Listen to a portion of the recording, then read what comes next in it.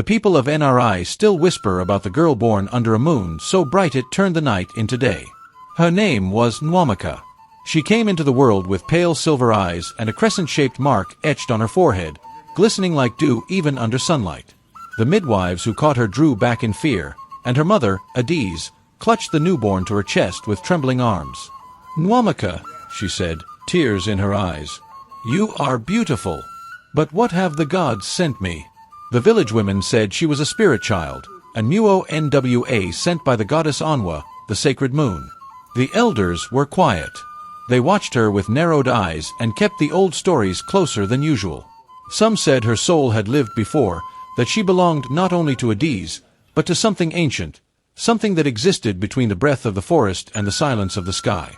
As she grew, the signs could not be ignored. At 3, she wandered into the forest barefoot and returned with herbs no one had ever taught her to find. At 6, she sang in her sleep in a language no living person understood. And at 7, she began to vanish on certain nights, only to return at dawn, smiling and wet with dew, claiming she had danced with people who don't wear skins. When Adiz scolded her, she simply replied, "Mama, they are waiting. I must go when the moon calls." Her words frightened the villagers. Some suggested the girl be taken to the Dibia to be washed of the spirit. But others began to protect her. Old women left offerings of kola and yam outside her door, hoping her presence would bless their wombs or bring the rain sooner. Fear gave way to reverence. And Nwamaka kept dancing beneath the moonlight. Then came the year the moon did not rise. Night after night, the sky remained black. No crescent, no silver light. The forest grew still. Crops refused to grow. The rivers thinned to streams, and children woke screaming from dreams they could not explain. The town's oracle, Ogwefai Muo, threw the sacred colonnuts and turned pale. "The moon has turned her face from us," he said.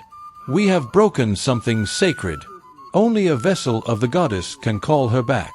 So they sent for Nwamaka. She walked into the palace barefoot, dressed in plain white, her hair plaited in long, delicate rows. King Ezioka studied her. He had heard the stories, but even he was startled by the stillness in her eyes. Not fear, but a depth that made him shift uncomfortably on his throne. "Nwamaka," he said, "you must go to the forbidden grove. Speak to the goddess. We are dying." She nodded once. "I will go. But I must go alone." "No one goes into that forest and returns," the king warned. Nwamaka smiled.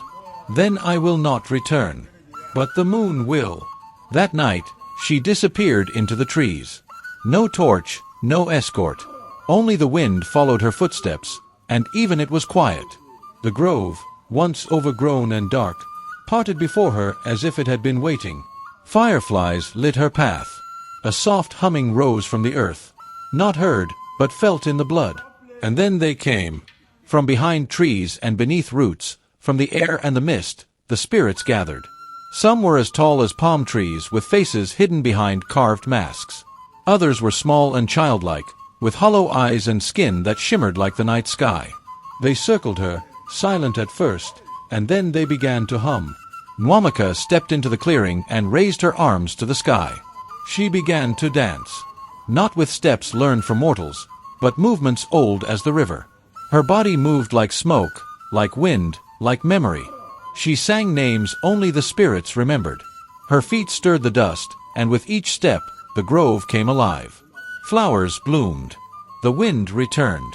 Thunder growled far in the distance.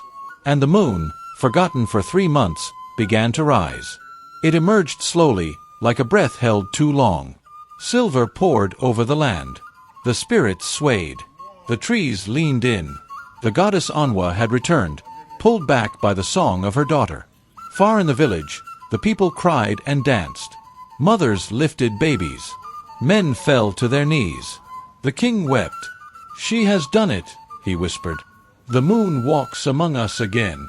But Nwamaka did not stop dancing. Her skin shimmered. Her eyes turned white. She lifted her face to the sky, arms wide, spinning faster and faster until she disappeared. Where she had danced, only her white wrapper remained, folded like a gift. And beside it, a single white feather floated in the moonlight. Since that night, no one has seen her. But on every full moon, travelers speak of a silver figure swaying at the edge of the forest. Sometimes, the drums echo without players. Sometimes, the air itself seems to hum. And sometimes, the moon appears brighter than it should, like it remembers the girl who called it home. They say she was taken by the spirits. Some say she became one. Others believe she was the goddess herself, walking among mortals for a brief moment to remind the world of things it had forgotten. But the elders know the truth. The moon dances still, and her name is Nwamaka.